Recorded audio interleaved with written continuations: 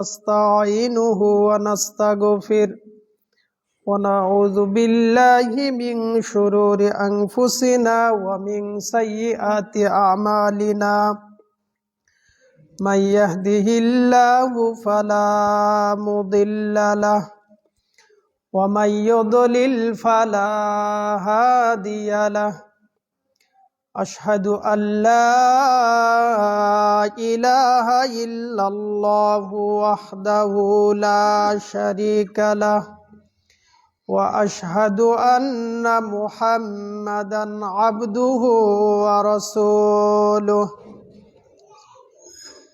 يا أيها الذين آمنوا اتقوا الله حق تقاته اتقوا الله حق تقاته ولا تموتن إلا وأنتم مسلمون يا أيها الناس اتقوا ربكم الذي خلقكم من نفس واحدة وخلق منها زوجها وبث منهما رجالا كثيرا ونساء واتقوا الله الذي تساءلون به والأرحام إن الله كان عليكم رقيبا يا أيها الذين آمنوا اتقوا الله وقولوا قولا سديدا يصلح لكم أعمالكم ويغفر لكم ذنوبكم ومن يطع الله ورسوله فقد فاز فوزا عظيما أما بعد فإن خير الحديث كتاب الله وخير الهدي هدي محمد صلى الله عليه وسلم وشر الأمور محدثاتها وكل محدثة بدعة وكل بدعة ضلالة وكل ضلالة في النار أعوذ بالله من الشيطان الرجيم سبحان الذي أسرى بعبده ليلا من المسجد الحرام إلى المسجد الأقصى الذي باركنا حوله لنريه من آياتنا إنه هو السميع البصير عن جابر بن عبد الله رضي الله عنهما أنه سمع رسول الله صلى الله عليه وسلم يقول لما كذبتني قريش كنت في الحجر فجعل الله لي بيت المقدس فطفقت أخبرهم عن آياته وأنا أنظر إليه رواه البخاري وقال تعالى إن الله وملائكته يصلون على النبي يا أيها الذين آمنوا صلوا عليه وسلموا تسليما اللهم صل على محمد وعلى آل محمد كما صليت على إبراهيم وعلى آل إبراهيم إنك حميد مجيد اللهم بارك على محمد وعلى آل محمد كما باركت على إبراهيم وعلى آل إبراهيم إنك حميد مجيد আলহামদুলিল্লাহ, যাবতীয় প্রশংসা গুণগান সে মহান আল্লাহ সুবহানাহু ওয়া তাআলার। যে মহান স্রষ্টা আমাদেরকে জুমার সালাত আদায়ের উদ্দেশ্যে জুমার ঘর মসজিদে আসার, সালাতের পূর্বে খুতবায় কিছু কথা বলার এবং শোনার তৌফিক দিয়েছেন, তার শুকরিয়া বলি আলহামদুলিল্লাহ। সালাত এবং সালাম সর্বশেষ এবং শ্রেষ্ঠ রাসূলের প্রতি, যিনি আমাদেরকে যাবতীয় কল্যাণের পথ দেখিয়ে দিয়েছেন, যার কাছে নাজিলকৃত ইসলামের রাত দিনের মতো স্পষ্ট, যিনি ইসলামের কোনো বিষয়কে গোপন রেখে যাননি যেটা উম্মতের কল্যাণ, সেই নবীর প্রতি সালাত এবং সালাম সাল্লাল্লাহু আলাইহি ওয়াসাল্লাম। মসজিদে উপস্থিত দ্বীনি মুসলিম ভাই ও বোন, আমি সূরা বানী ইসরাইল এর প্রথম আয়াত এবং বুখারীতে বর্ণিত একটি হাদিস উপস্থাপন করেছি। উল্লিখিত আয়াত এবং হাদিস নিয়ে আজ আলোচ্য বিষয় শবে মেরাজ। প্রথম খুতবায় মেরাজ সম্পর্কে আলোচনা রাখব। দ্বিতীয় খুতবায় আলোচনা সংক্ষেপে শাবান মাস নিয়ে আমাদের করণীয় কিছু কথা। আপনাদের হয়তোবা জানা আছে যে আজ রজব মাসের ২৬ তারিখ। আজ ফজরের পর আমাদের আশেপাশে অনেক মসজিদে ঘোষণা শোনা গিয়েছে যে ২৬শে দিন অতিবাহিত হওয়ার পর ২৭শে রজবের রাত বাদ এশা দোয়ার মাহফিল হবে। তো আমরা আমাদের খুতবাতে এই বিষয়ে আলোচনা করার ইচ্ছে পোষণ করি যে দোয়ার মাহফিলে যেভাবে ডাকা হচ্ছে, মানুষ যেভাবে উপস্থিত হয়, আসলে শবে মেরাজ কি আমাদেরকে এটাই দেয় নাকি অন্য কিছু, বা এ সম্পর্কে সংক্ষিপ্ত ইতিহাস কি বলে, এই নিয়ে কিছু কথা হবে ইনশাআল্লাহ। সময় সাপেক্ষে আলোচনাগুলো এজন্য আসে যে আমরা হয়তোবা অনেকে এই বিষয়ের সাথে জড়িত নই, কিন্তু দেখা যায় আমাদের আত্মীয় স্বজন, আমাদের প্রতিবেশী, অনেক সময় তাদের সাথে আমাদের সম্পর্ক আছে। অনেক সময় তাদের মেয়েকে দিয়ে আমাদের ছেলেকে বিবাহ করায়, আবার আমাদের মেয়েকে তাদের ঘরে বিবাহ দেই। এভাবে চলছে। তদন্ত কে কতটুকু করে, কিভাবে চলে, এটা সমাজের দিকে তাকালেই বোঝা যায়। উপযুক্ত বয়স হলেই বিবাহ করাতে হবে, বিবাহ দিতে হবে, এটাই যেন গতি চলছে এভাবে। এখন যেখান থেকেই হোক, এর মানে এটা নয় যে আমি তাদের মধ্যে বিবাহকে অবৈধ বলি, হারাম বলি, এইটা নয়। তাদের ঘর থেকে নিয়ে আসা যারা, তাদের কাছ থেকে যে ছেলে মেয়েগুলো হয়, তারা তো ছোটবেলা থেকে এই দিন বোঝে, এই দিন দেখে। কিন্তু এই ঘর থেকে যে সমস্ত মেয়ে তাদের ঘরে চলে যায়, তারা তাদের মতোই হয়ে যায়। কেন? সমাজ ওঠেই, দেখে ওঠেই। এমনকি মসজিদের মেম্বারে লাঠি ধরে খুতবা দেয়াকে তারা ছোট বাচ্চা পর্যন্ত ব্যঙ্গ করে। তারা মুরব্বীরা তো ব্যঙ্গ করে, ছোটরাও বলে যে আমাদের ইমাম সুস্থ, তাই তাদের লাঠির প্রয়োজন হয় না। আর লাঠি ধরে খুতবা দেয় কারা? যাদের নাকি কোমরের সমস্যা তাদের। তো এই কথা তো বর্তমান যারা লাঠি ধরে খুতবা দেয় তাদের উপরে নয়, বরং নবী মুহাম্মদ সাল্লাল্লাহু আলাইহি সাল্লামের উপরে চলে যাবে। এই কথা আর এখানে থাকার নয়, 1400 বছর পূর্বে সেখানে চলে যাবে। তো আমি কথা কাকে বলছি, কি বলছি, এটা সমাজ সামাজিকতার কারণে আমাদের মুখ দিয়ে চলে আসে। আর আমাদের ছোট বাচ্চা যারা, তারা মসজিদে আসে, ইমামের হাতে লাঠি দেখে, এজন্য তাদের কাছে খারাপ লাগে না। বিষয়গুলো এভাবেই চলছে। তো শবে মেরাজ নিয়েও এজন্যই কথা বলা যে যেহেতু আমাদের সম্পর্ক বিভিন্নভাবে তাদের সাথে হয়, তাই সঠিক বিষয়গুলো আমাদের জানা, বোঝা, সে অনুসারে চলা উচিত। এই মর্মেই কিছু কথা। ২৭শে রজবকে লাইলাতুল মিরাজ হিসেবে চালানো হয়, কিন্তু যদি তদন্ত করা হয় তাহলে এই শবে মেরাজের যে রাত, এই নিয়ে যে মত, কয়েকটি মতামত পাওয়া যায়, প্রায় ৬টি মতামত। তার মধ্যে একটা মত হলো যে ১০ম হিজরি, রাসূল সাল্লাল্লাহু আলাইহি সাল্লামের নবুয়তের ১০ম বৎসর ২৭শে রজবে মেরাজ ঘটেছে, এটা একটা মত। এখন যদি এই মতামতকে তদন্ত করা হয় তাহলে দেখা যাবে যে ফলাফল উল্টা দিকে যায়। কিভাবে? মেরাজের রাত্রির আগে সালাত ফরজ হয়নি। সালাত ফরজ হয়েছে কোন দিন? মেরাজের রাত্রির পরেই। আর একথা প্রসিদ্ধ যে খাদিজা রাদিয়াল্লাহু আনহা যতদিন বেঁচে ছিলেন ততদিনও সলাৎ ফরজ হয়নি।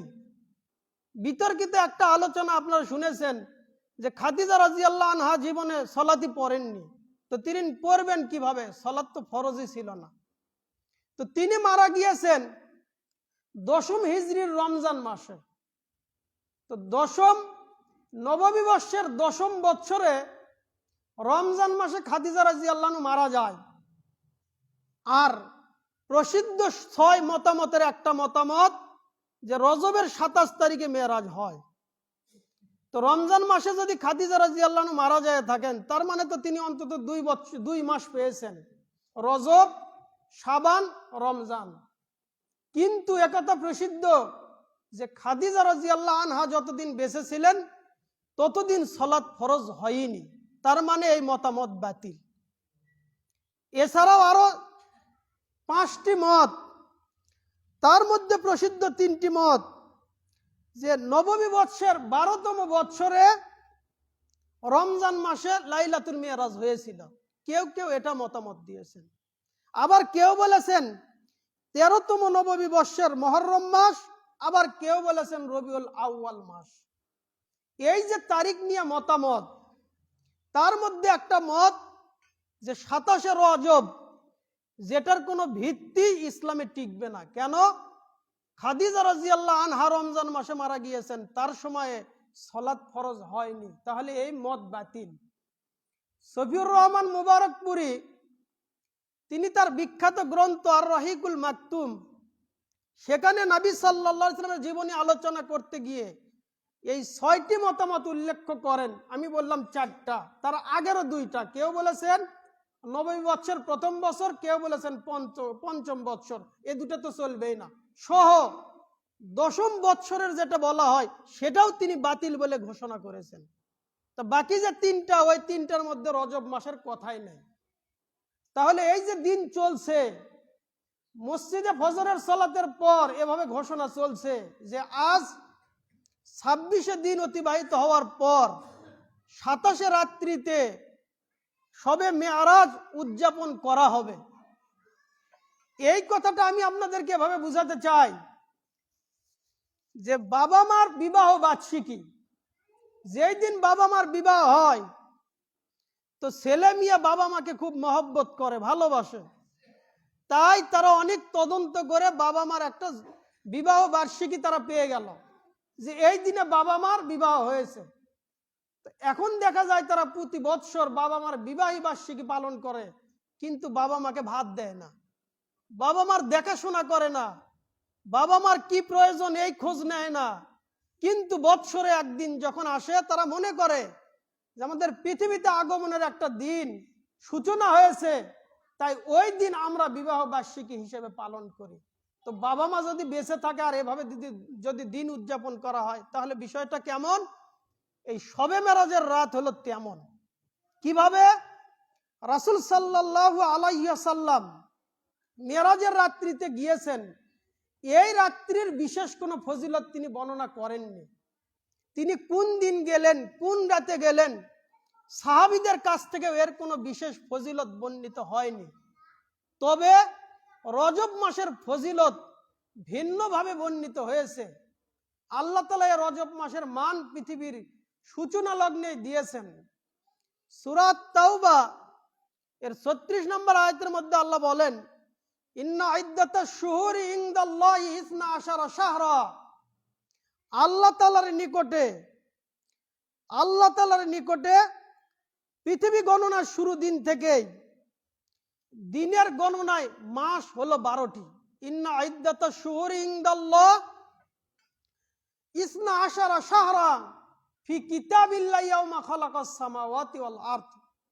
আল্লাহ তাআলা যেই দিন আসমান জমিন সৃষ্টি করেছেন সেই দিন থেকেই দিন গণনার হিসেবে 12 মাসে 1 বৎসর, একথা আল্লাহ তাআলা অনেক আগেই ঘোষণা করেছেন। মিনহা আরবাতুন হুরুম, এর মধ্যে রয়েছে 4টি মাস, 4 মাস সম্মানিত মাস। এই 4 মাস সম্মানিত মাস কোনটি? বুখারীর বর্ণিত আবু বকর রাদিয়াল্লাহু আনহু থেকে বর্ণিত, তিনি বলেন যে রাসূল সাল্লাল্লাহু আলাইহি সাল্লাম বলেছেন, আজ-জামানু ইস্তাদারাকা কাহায়াতিহি ইয়াউমা খালাকাস সামাওয়াতি ওয়াল আরদ। আল্লাহ তাআলার এই যে দিনের সিস্টেম পদ্ধতি, এটা পৃথিবীর যেই দিন আল্লাহ তাআলা আসমান জমিন সৃষ্টি করেছেন সেই দিন থেকেই এই পদ্ধতিতে চলছে যে 12 মাসে 1 বৎসর। এর মধ্যে 4টি মাস হলো সম্মানিত মাস। 4টি মাস কি? যুলকওয়াদা, যুলহিজ্জা, মুহররম এবং রজব। এই রজব মাসের সম্মান আল্লাহ তাআলা পৃথিবীর সৃষ্টির শুরু থেকেই দিয়েছেন। আরবরা পর্যন্ত এই মাসগুলিকে সম্মান করত। এই মাসে আল্লাহ তাআলা যুদ্ধ বিগ্রহকে হারাম করে দিয়েছিলেন। যুদ্ধ বিগ্রহ করবে না, মুসলিমরা কোনো জাতির উপরে ইচ্ছা করে তাদেরকে আক্রমণ করবে না। তবে যদি কাফের বেঈমান মুশরিক মুসলিমদেরকে আক্রমণ করে তখন তাদের সাথে যুদ্ধে পতিত হবে। এই মাসের আল্লাহ তাআলা সম্মান মর্যাদা দিয়েছেন, কিন্তু আমরা সেই সম্মান মর্যাদা না দিয়ে 27শে রজবকে লাইলাতুল মিরাজ হিসেবে আমরা যেভাবে উদযাপন করি, বড় কল্যাণ বড় মঙ্গলের রাত হিসেবে আমরা উদযাপন করি। মসজিদে ঘোষণা হলো, আর যার যা সামর্থ্য বিস্কিট হোক অথবা গ্রামে চাল উঠিয়ে পোলা রান্না করে হোক, মসজিদে মিলাদ মাহফিল চলবে, এরপরে খাওয়া চলবে, যেন পিকনিক চলছে।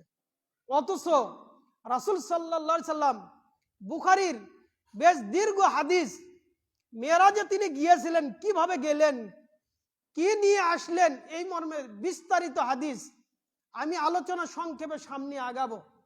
যে রাসূল সাল্লাল্লাহু আলাইহি সাল্লাম বলেন, তিনি উম্মে হানির ঘরে জাগ্রত অথবা ঘুমানোর এই মাঝামাঝি অবস্থায় ছিলেন। এই সময় আল্লাহ তাআলার পক্ষ থেকে মালাইকা ফেরেশতা আগমন করলেন।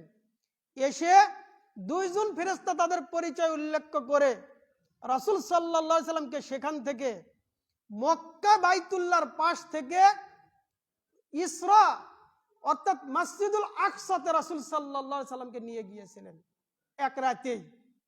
তাকে যখন এভাবে নিয়ে যাওয়া হলো, আর মক্কা থেকে বাইতুল মাকদিস ফিলিস্তিনের দূরত্ব প্রায় 1200 কিলোমিটার। এই 1200 কিলোমিটার পথ রাসূল সাল্লাল্লাহু আলাইহি সাল্লামকে বুরাক নামক জন্তুর উপরে আরোহণ করে সেখানে নিয়ে যাওয়া হলো। তিনি যখন এই ঘটনা মক্কার কুরাইশদের সামনে এসে উপস্থাপন করলেন যে আমি এভাবে বাইতুল মাকদিসে গেলাম, বাইতুল মাকদিস থেকে 7ম আসমান পর্যন্ত আল্লাহ তাআলা আমাকে সফর করিয়ে নিলেন, আর 7 আসমানে 8 জন নবীর সাথে সাক্ষাৎ হয়েছিল। প্রথম আসমানে আদম আলাইহিস সালাম, দ্বিতীয় আসমানে ঈসা এবং ইয়াহইয়া 2 জন নবীর সাথে দেখা হয়েছিল, তৃতীয় আসমানে ইউসুফ, চতুর্থ আসমানে ইদ্রিস, পঞ্চম আসমানে হারুন, ষষ্ঠ আসমানে মুসা এবং সপ্তম আসমানে ইব্রাহিম আলাইহিমুস সালাম। এই 8 জন নবীর সাথে সাক্ষাৎ হয়েছিল। বিস্তারিত হাদিস আপনারা বুখারীতে দেখে নেবেন, বুখারীতে 4 বার এসেছে, এর মধ্যে 3207 নম্বর হাদিস দেখলে আপনারা ঘটনা বিস্তারিত পাবেন। সেখানে কি ঘটলো তা তিনি সমস্ত নবীর সাথে কথোপকথন করলেন, আল্লাহর দিদারে চলে গেলেন। তিনি এই ঘটনা যখন মক্কাতে এসে বর্ণনা করলেন, তার মানে ঘটনা মক্কাতে হয়েছে, তার মানে হিজরতের পূর্বে অথবা হিজরতের পরেও হতে পারে, যেহেতু নির্দিষ্ট কোনো দিন তারিখ বলা হয়নি। রাসূল সাল্লাল্লাহু আলাইহি সাল্লাম যখন এই ঘটনা বললেন, তখন জাবের ইবনে আব্দুল্লাহ রাদিয়াল্লাহু আনহু বলেন যে কুরাইশরা এটা কি করলো, কাযযাবাতনি কুরাইশ। রাসূল সাল্লাল্লাহু আলাইহি সাল্লাম বলেন, কুরাইশরা আমার এই ঘটনা শুনে তারা আমাকে মিথ্যা প্রতিপন্ন করলো, তারা মনে করলো যে ঘটনা মিথ্যা। রাসূল সাল্লাল্লাহু আলাইহি সাল্লাম বলেন, কুনতু ফিল হাজর, আমি কাবার চত্বরে উপস্থিত হলাম, আমি সেখানে দাঁড়ালাম, আর আল্লাহ তাআলা কি করলেন, ওই বাইতুল মাকদিসকে আমার সামনে পেশ করলেন, আর আমি বাইতুল মাকদিস দেখে দেখে তাদের সামনে বর্ণনা দিয়ে দিলাম। বাইতুল মাকদিসের কতগুলি দরজা, কতগুলি জানালা, কি অবস্থানে রয়েছে, যাবতীয় বর্ণনা তিনি পরের দিন সকালে দিয়ে দিলেন, কুরাইশদের সামনে দিলেন। তাহলে তারা এই সফরকে মিথ্যা প্রতিপন্ন করেছে। রাসূল সাল্লাল্লাহু আলাইহি সাল্লাম তাদের সফরে, তার সফরের বাস্তবতা তিনি আল্লাহ তাআলা দেখিয়ে দিলেন, যেমন প্রজেক্টরের মাধ্যমে দেখা। এটা হয়তোবা সেই সময় মানুষ বিশ্বাস করতে কষ্ট হতো, কিন্তু আজ এই কথাগুলো বিশ্বাস করা সহজ। আমি বক্তব্য দিচ্ছি আর ফেসবুকে লাইভ হচ্ছে, এই লাইভ মুহূর্তের মধ্যে পুরো বিশ্ব সরে যাচ্ছে। আমেরিকা থেকে দেখতে পারবে, যেখানে এখন রাত, সেকেন্ডের মধ্যে আমার এই ভিডিও ক্লিপ চলে যাবে তাদের কাছে। তো এই মোবাইল ভিডিও যদি, এই ইন্টারনেট যদি আমাদের এই ভিডিও নিয়ে এক দেশ থেকে অন্য দেশে পেশ করতে পারে, রাসূল সাল্লাল্লাহু আলাইহি সাল্লাম বাইতুল মাকদিস তার সামনে আল্লাহ তাআলা এমন ভাবে পেশ করলেন যে তিনি দেখে দেখে তাদের সামনে বর্ণনা করে দিলেন। তাহলে প্রায় 1200 কিলোমিটার পথ কিভাবে গেলেন? বোরাক নামক এই জন্তুর মাধ্যমে গেলেন। আমরা এই ঘটনাকে বিশ্বাস করি ঠিক, মক্কার কুরাইশরা বিশ্বাস করতে তাদের কষ্ট হয়েছিল, কিন্তু আমরা বিশ্বাস করে নিয়ে এই শবে মেরাজের রাতকে আমরা আনন্দের সাথে উদযাপন করে যাচ্ছি। রাসূল সাল্লাল্লাহু আলাইহি সাল্লাম শবে মেরাজে কি নিয়ে আসলেন, এই মর্মে 3টা বর্ণনা আপনাদের সামনে উপস্থাপন করব। বুখারীর এই দীর্ঘ হাদিসে রাসূল সাল্লাল্লাহু আলাইহি সাল্লাম বলেন, আমাকে আল্লাহ তাআলা 50 ওয়াক্ত সালাত দিলেন, তো আমি এই সালাত নিয়ে খুব আনন্দের সাথে খুশি হয়ে তিনি আল্লাহর সাথে সাক্ষাতের পর তিনি পৃথিবীতে আগমন করা শুরু করলেন।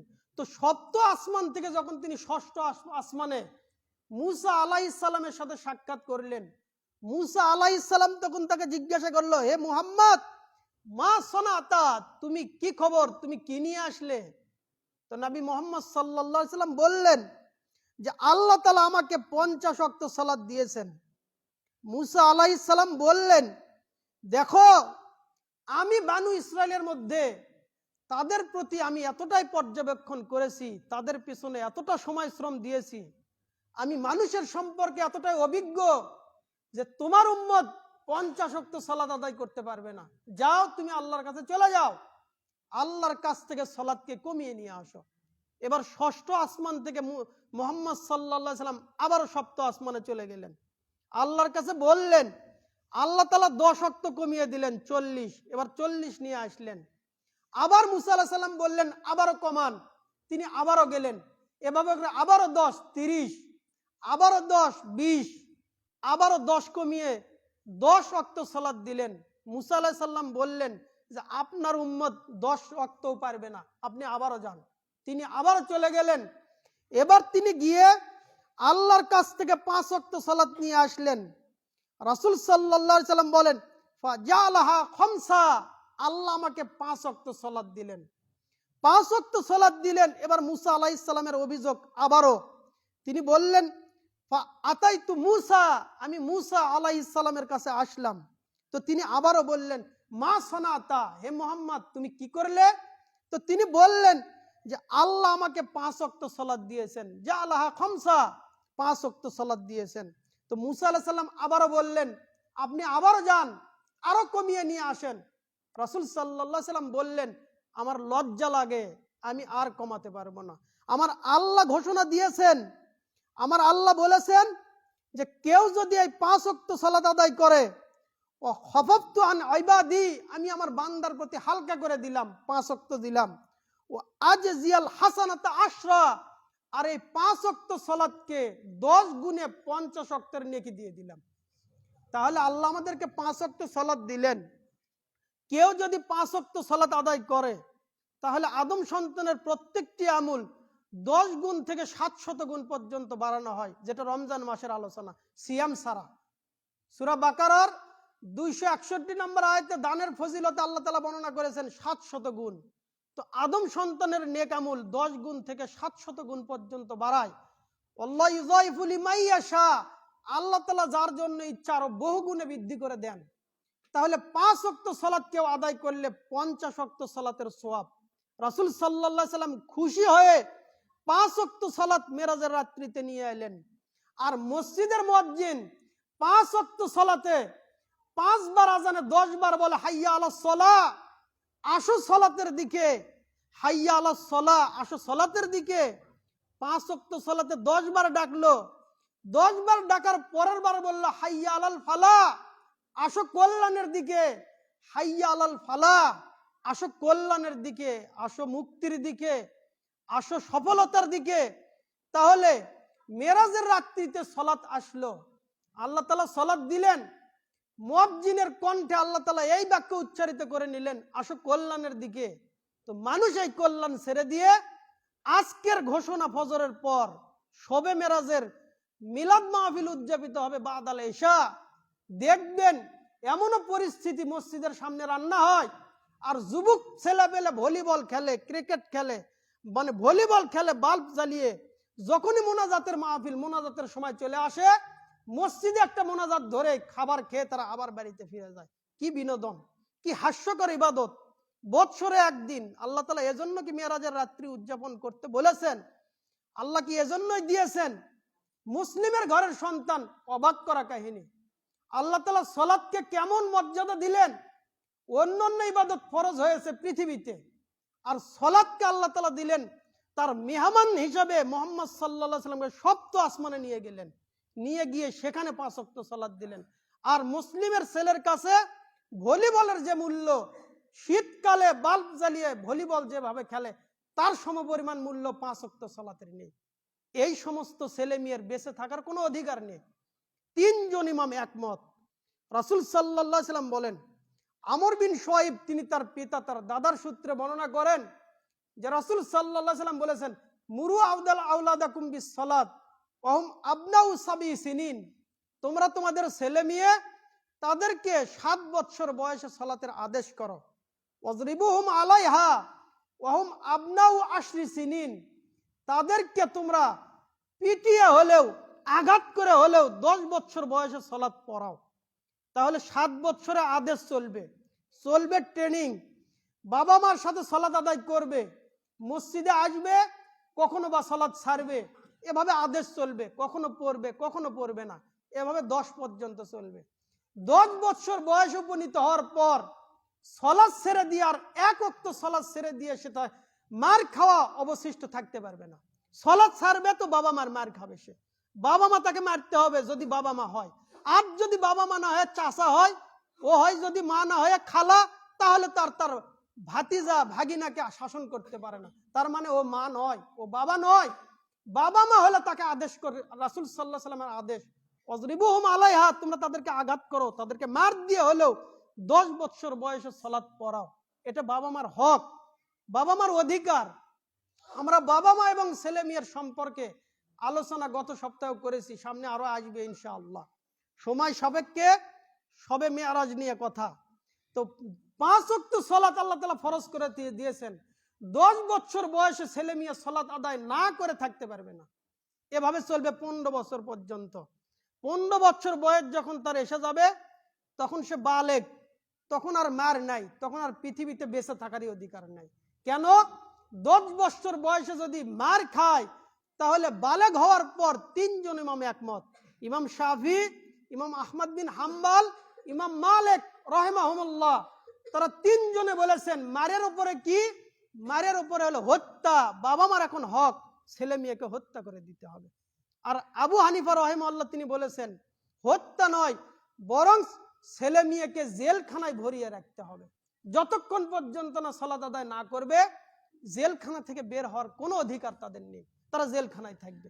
তো বাবাও সালাত পড়ে না, মাও সালাত পড়ে না, ছেলে মেয়ে কেউ সালাত পড়ে না, এভাবে চলছে সমাজ। এটা মানুষের স্বভাব নয়। আমাদেরকে এখান থেকে ফিরে আসতে হবে। আল্লাহ সে তৌফিক দান করেন, আমিন। তাহলে শবে মেরাজ যেখানে আল্লাহ তাআলা দিয়েছেন আমাদের 5 ওয়াক্ত সালাত, শবে মেরাজ থেকে আর 2টা শিক্ষা বলেই আমি আমার প্রথম খুতবা শেষ করব। দ্বিতীয় বিষয় হলো রাসূল সাল্লাল্লাহু আলাইহি সাল্লাম, আনাস বিন মালিক রাদিয়াল্লাহু আনহু বলেন যে রাসূল সাল্লাল্লাহু আলাইহি সাল্লাম বলেছেন, শবে মেরাজের রাত্রে, এই মেরাজের রাত্রিতে যখন আমি গমন করলাম, সেখানে তো তিনি জান্নাত জাহান্নাম সব কিছুই দেখলেন। বাইতুল মামুর বলেন, বাইতুল ইজ বলেন, যা কিছু আল্লাহ তাআলা ঊর্ধ্ব জগতে রেখেছেন সব কিছু তাকে ভ্রমণ করে দেখিয়েছেন। এই যে সব কিছু দেখালেন, রাসূল মুহাম্মদ সাল্লাল্লাহু আলাইহি সাল্লাম বলেন তিনি দেখতে দেখতে একটা পরিস্থিতি দেখলেন যে কিছু সংখ্যক মানুষ যাদের এই হাতের আঙ্গুলগুলো তামার তৈরি আঙ্গুল, তামার তৈরি, এই নখের আঁশগুলো এই তামার তৈরি, তারা এটা দিয়ে কি করে? ইয়াকমুসুনা বুজুহাহুম ওয়া সুদুরাহুম, তারা তাদের এই হাত দিয়ে তাদের চেহারা, তাদের বক্ষ দেশে খামসাতে থাকে, সব সময় আঘাত করতে রাসূল মুহাম্মদ সাল্লাল্লাহু আলাইহি সাল্লাম দেখলেন। তিনি এই পরিস্থিতিতে দেখে জিবরিল আলাইহিস সালামকে বললেন, মান হা উলাই ইয়া জিবরিল, হে জিবরিল, এরা কারা যারা নিজের হাতের আঙ্গুল দিয়ে নিজের চেহারা, নিজের বক্ষ দেশগুলো ক্ষত বিক্ষত করে দিচ্ছে, এরা কারা? জিবরিল আলাইহিস সালাম বললেন, হা উলাইল্লাযিনা ইয়াকুলুনা লুহুমান নাস, এরা তো সেই সমস্ত মানুষ যারা মানুষের মাংস ভক্ষণ করত, মানুষের গোশত খেত। ওয়া ইয়াকাউনা ফি আরাদিহিম, এবং তারা মানুষের সম্মানহানি করত, মানুষের গোশত খেত। মানে আল্লাহ তাআলা সূরা হুজরাত এর 12 নম্বর আয়াতের মধ্যে বলেন, ওয়ালা তাজাসসু ওয়ালা ইয়াকতাব বা'দুকুম বা'দা, তোমরা মানুষের ছিদ্রপথ খুঁজো না, একজন আরেকজনের পেছনে লেগো না, এবং একজন আরেকজনের গীবত করো না। যদি গীবত করো, আইয়ুব্বু আহাদুকুম আইয়াকুলা লাহমা আকিহি মাইতান ফাকারিহতুমুহু, তোমরা কি তোমাদের মৃত ভাইয়ের গোশত খেতে পছন্দ করো? না, অবশ্যই তোমরা এটা অপছন্দ করো। মানে কেউ যদি কারো গীবত করে, তাহলে যেন তার আপন ভাই মারা যাওয়ার পর মৃত ভাইয়ের গোশত খাওয়া যেমন অন্যের নামে গীবত করা হলো তেমন। গীবত এটা তো এক দীর্ঘ আলোচনার বিষয়। সংক্ষেপে, অন্যের দোষ ত্রুটি বলা কোনরূপ উপদেশ ছাড়া, কোনরূপ ভালো উদ্দেশ্য ছাড়া, এটা হারাম। তবে ইমাম নববী রাহিমাহুল্লাহ তিনি তার রিয়াজুস সালিহিনে 256 নম্বর পর্বে গীবত করার 6টা বৈধ জায়গা উল্লেখ করেছেন। এমনকি কোন কোন ক্ষেত্রে গীবত করা শুধু বৈধ নয়, গীবত করা ওয়াজিব উল্লেখ করেছেন। রিয়াজুস সালিহিন 256 নম্বর পর্ব দেখে নেবেন, সময় সাপেক্ষে আলোচনা আসবে। তো গীবত এতটাই ভয়াবহ, এতটাই জটিল এবং কঠিন একটা রোগ ব্যাধি, রাসূল সাল্লাল্লাহু আলাইহি সাল্লাম মেরাজের রাত্রিতে সেটা দেখে এসেছেন।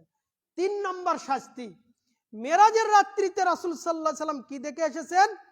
রাসূল সাল্লাল্লাহু আলাইহি সাল্লাম বলেন, আমি দেখলাম যখন আমি লাইলাতুল মিরাজে যাচ্ছিলাম, সেই সময় দেখলাম কতকগুলো মানুষের জিহবাকে আগুনের কেসি দিয়ে কাটা হচ্ছে। তো তখন তিনি জিবরিল আলাইহিস সালামকে লক্ষ্য করে বললেন, মান হা উলাই ইয়া জিবরিল, হে জিবরাইল, এরা কারা যাদের ঠোঁট, যাদের জিহবাকে আগুনের কেসি দিয়ে কাটা হচ্ছে?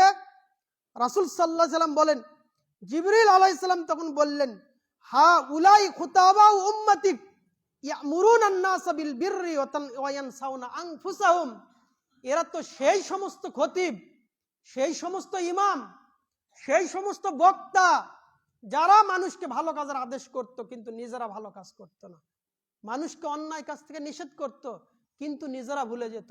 এই সমস্ত বক্তা রাসূল সাল্লাল্লাহু আলাইহি সাল্লাম বলেন, জিবরিল আলাইহিস সালাম বলেছেন, হা উলাই খুতাবা উম্মতিক, এরা হলো আপনার উম্মতের খতিব। খুতাবাউ শব্দের অর্থ, শব্দটি খতিব শব্দের বহুবচন। মানে এই যে আমি যেভাবে খুতবা দিচ্ছি, রাসূল সাল্লাল্লাহু আলাইহি সাল্লাম আমাদেরকে বলেছেন, আমাকে বলেছেন, ওই সমস্ত খতিব যারা ভালো কথা বলে কিন্তু নিজেরা ভালো কথা করে না, নিজেরা অন্যকে অন্যায় কাজ থেকে নিষেধ করে কিন্তু নিজে অন্যায় কাজ থেকে বিরত থাকে না। আজ বক্তাদের করুণ পরিস্থিতি। আমি মাহফিল করার পূর্বেও বলেছি, আমি সব সময় মাহফিলের বিরোধী। তবে আমাকে যদি কেউ মাহফিলে ডাকে, আমি মাহফিলে যাই। মাহফিলে গিয়ে আমি নির্ধারিত বিষয় নিই, নির্ধারিত সময় নেই যে আমাকে কতক্ষণ কথা বলতে হবে, কি বিষয়ে বলতে হবে, অতক্ষণ আমি কথা বলার চেষ্টা করি। তবে ভয় করি যে আমি কি ওই সমস্ত খতিবের অন্তর্ভুক্ত যারা মানুষকে অন্যায় কাজ থেকে নিষেধ করে কিন্তু নিজে আবার ওই অন্যায়ের সাথে জড়িত, যেটা রাসূল সাল্লাল্লাহু আলাইহি সাল্লাম মিরাজের রাত্রিতে বলেছেন। আল্লাহ যেন আমি সহ যারা এই ময়দানে কাজ করছে তাদেরকে এই ভয় নিয়ে সঠিক কথাগুলো মানুষের সামনে উপস্থাপন করার এবং নিজেদেরকে সেভাবে চলার তৌফিক দান করেন, আমিন। আলোচনা লম্বা হয়ে গেল, তাও সময় সাপেক্ষে বলতে হয়। আল্লাহ আমাদেরকে সবে মেরাজ থেকে শিক্ষা নিয়ে সঠিকভাবে আমাদেরকে চলার তৌফিক দান করেন, আমিন। ইন্নাল হামদালিল্লাহি ওয়াহদা ওয়াসসালাতু ওয়াসসালামু আলা মান লা নাবিয়্যা বা'দা আউযু বিল্লাহি মিনাশ শাইতানির রাজীম আলহামদুলিল্লাহি রাব্বিল আলামিন। আলহামদুলিল্লাহ, প্রশংসা মাত্র আল্লাহ সুবহানাহু ওয়া তাআলার, যে মহান স্রষ্টা আমাদেরকে মুসলিমের ঘরে জন্মগ্রহণের সুযোগ দিয়ে ধন্য করেছেন। আলহামদুলিল্লাহ, সে আল্লাহর কাছে চাই যে আল্লাহ আমরা যেন সঠিক কথাগুলো জেনে বুঝে আমাদের জীবনে সেগুলো সহজভাবে বাস্তবায়ন করতে পারি, সে তৌফিক দান করেন, আমিন। আজ রজবের 26 তারিখ, আরবি মাস 29 অথবা 30-এ যায়। যদি 29-এ হয় তাহলে আগামী সোমবার 29 তারিখ, মঙ্গলবার 1 তারিখ। যদি 30-এ মাস যায়, মঙ্গলবার 30, বুধবার 1। একথা কেন বললাম? তিরমিজির বর্ণিত হাদিস আবু হুরায়রা রাদিয়াল্লাহু আনহু বলেন যে রাসূল সাল্লাল্লাহু আলাইহি সাল্লাম বলেছেন, আহসু হিলাল শাবান লিরমাদান, তোমরা শাবানের দিনগুলিকে গণনা করো রমজান মাসের প্রস্তুতির জন্য। শাবানের দিনগুলি গণনা করতে হয় রমজানের প্রস্তুতিমূলক। আবার সামনে যখন শাবান মাস আসবে, আমরা আগামী সপ্তাহে 3 অথবা 4 তারিখে 15 শাবান নিয়ে আবারও এক বিভ্রান্তি নিয়ে আলোচনা হবে ইনশাআল্লাহ। তো শাবানকে হিসাব করতে রাসূল সাল্লাল্লাহু আলাইহি সাল্লাম বলেছেন। আয়েশা রাদিয়াল্লাহু আনহা বলেন যে রাসূল সাল্লাল্লাহু আলাইহি সাল্লামের অভ্যাস এমন ছিল, কানা রাসূলুল্লাহ সাল্লাল্লাহু আলাইহি সাল্লাম ইয়াতাহাফফাজু মিন শাবান মা লা ইয়াতাহাফফাজু মিন গায়রি, তিনি শাবান মাসকে এমন ভাবে সংরক্ষণ করতেন যা অন্য কোনো মাসকে তিনি এভাবে সংরক্ষণ করতেন না। আবু সালামা রাদিয়াল্লাহু আনহা বলেন রাসূল সাল্লাল্লাহু আলাইহি সাল্লাম 2 মাস ধারাবাহিক সিয়াম পালন করেছেন। 2 মাস কি? শাবান এবং রমজান। এই 2 মাস রাসূল সাল্লাল্লাহু আলাইহি সাল্লাম, রমজান মাস তো পুরোটাই, আবার শাবান মাস এমন ভাবে সিয়াম পালন করেছেন যেন তিনি পুরো মাস সিয়াম পালন করেছেন। আয়েশা রাদিয়াল্লাহু আনহার একাধিক বর্ণনার সার সংক্ষেপ, তিনি বলেন তিনি শাবান মাস যেন পুরোটাই সিয়াম পালন করতেন। শাবানের বিধিবিধান নিয়ে আগামী সপ্তাহে ইনশাআল্লাহ। সংক্ষেপে এতটুকুই, যারা শাবানের শুরু থেকে সিয়াম পালন করতে চান তাদের জন্য এই প্রস্তুতি যে শাবান মাসের চাঁদ সোমবারে রাতের আকাশে ওঠে না মঙ্গলবারে আকাশে ওঠে, এটা দেখতে হবে। দেখে নতুন চাঁদ উদয়ের দোয়া আমাদেরকে পড়তে হবে। আল্লাহ সে তৌফিক দান করেন, আমিন। যতটুকু আলোচনা করা হলো, আলোচনার ভুল ত্রুটি আল্লাহ ক্ষমা করে দিয়ে সঠিক কথাগুলো আমাদেরকে জেনে বুঝে সেভাবে চলার তৌফিক দান করেন।